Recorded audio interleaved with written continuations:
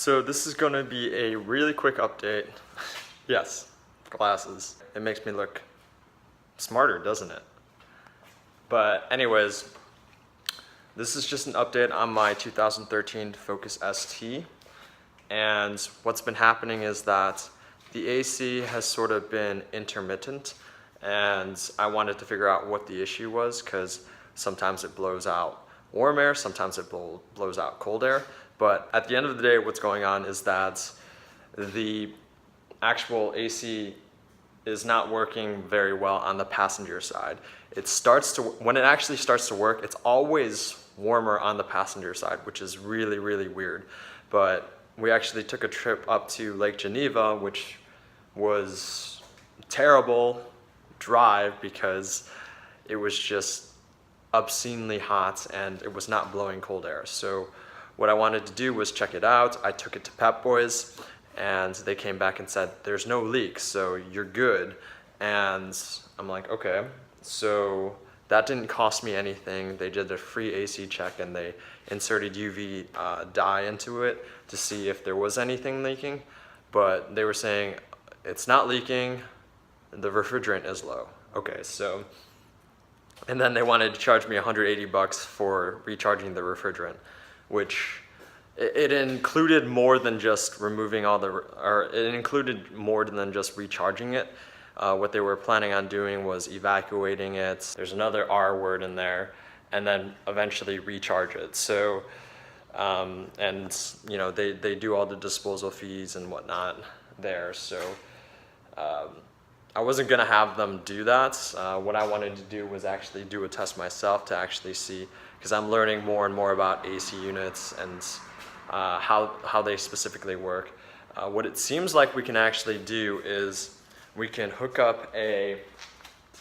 basically hook up a manifold gauge set or an AC gauge set and hook that up to the low pressure and the high pressure. It's located, the high side is here, and the low side, which if you just watched my last video, is like basically where I put my rear catch can, which is kind of annoying, but I had to take that off, and when I took it off, one of the pins came out, but it eventually came out underneath the car, which is great.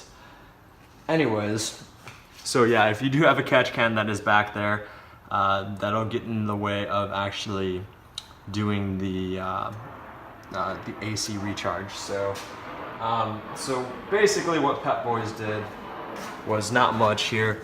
All they did was they inserted that UV dye, and this is a UV pen, or a UV pen, which with a flashlight that has a UV sensor or like a UV light, and it'll detect any like bodily fluids or anything. It's basically a black light. What I did was I ordered this here, which is actually almost empty right here. This Arctic Freeze 134A refrigerant, and it has advanced leak sealer, moisture, and acid eliminator. So with the AC units, there's a lot of different things that can go wrong with them, and it's basically really difficult to tell what the issue is. Usually what happens is that for an AC unit, it's all enclosed, so there shouldn't be any reason why you are low on refrigerant. The only reason why you would be in low in refrigerant is if you're leaking, because it is a closed off system. Evaporation will not evaporate a bunch of refrigerant. That's how I understand it. And everybody in the comments, feel free to comment below if that's how you understand it or if it is different. As I understand, that's how it works. And yeah, so moving on, I bought this. It came with another package, and it came with that UV, you can't see it there, but with that UV pen with the UV light. And it had this thing on here, which this essentially is a quick fix. This fits onto the lower side, and then it has this gauge here, which once you get this seated properly, and the way that this works is essentially you take off the cap, the dust cap, and then you do this, and then you you push it up a little bit and then you attach it and then you let it clamp down.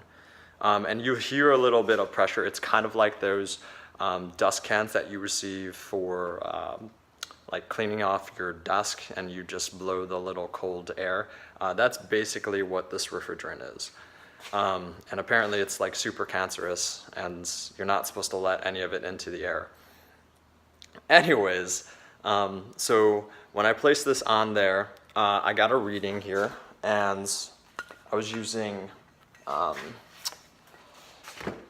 a temperature gauge. So this is just the temperature gauge that we use in our house, and read the ambient temperature that was in this garage here. And then with that, you adjust this meter to be in between that temperature. And then when you attach this, this will give you a pressure reading. So if it's essentially low in the zero, like not in the green area, then you have to start filling it up until it becomes in between this V here that you can see. And you want to make sure that it's in between that and not outside of it, not on the low side and not on the high side.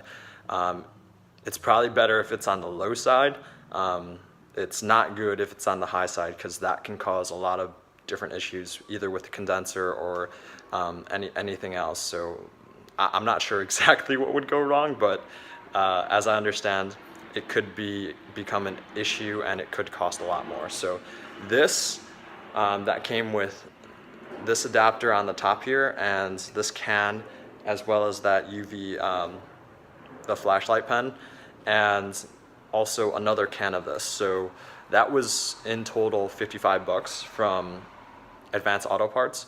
And I also got the little cap that actually taps into here, that will work with the manifold gauges. Now, I don't have the manifold gauges yet, but I'm planning on getting them. And what I did was I bought them from eBay, and they are the yellow coat ones, and they were $70. So that in turn is like $120, and that is $50 less than somebody evacuating and recharging and disposing all of my refrigerant. But it allows me to be able to diagnose issues in the future, because if I let Pep Boys do that, essentially they would do that, and if there was a leak, I would have to go back and figure out what the issue was. So if it was, if I needed to replace the condenser, then or the compressor, then I would have to go back and actually do that as well. So I didn't want to have to pay $180 and then have to go back to them to get it fixed again. So this way I can tell what the issue is, and if it gets low on refrigerant, it's clearly there's a leak. And with this Arctic Freeze stuff, it's supposed to fill any gaps in the O-rings and any leaks from like within the actual system. So I'm not entirely sure how that works, but I've heard that they're not the best to use, but in this case, it's easy for a quick fix and to ensure that your air conditioning is working. So, but I'll check back up, create another video for when I get the manifold tests, or when I get the manifold gauges, because there's a chart, and I'll leave it in, I'll put it right here. Essentially the chart gives you high and low pressure readings. So you'll be able to hook it up to the high and low pressure here, which I showed you before. And that'll give you readings where you essentially will be able to tell when the condenser is working, if it's in the proper working condition. The ratings give you, based on the ambient temperature, what the pressure should be. So if it's too low, then as I understand, you should put more refrigerant in. If it's too high, then obviously you have too much. And I'm pretty sure the way that dealers and the way that mechanic stores work, or that they evacuate everything and then they put in the specific amount that you need.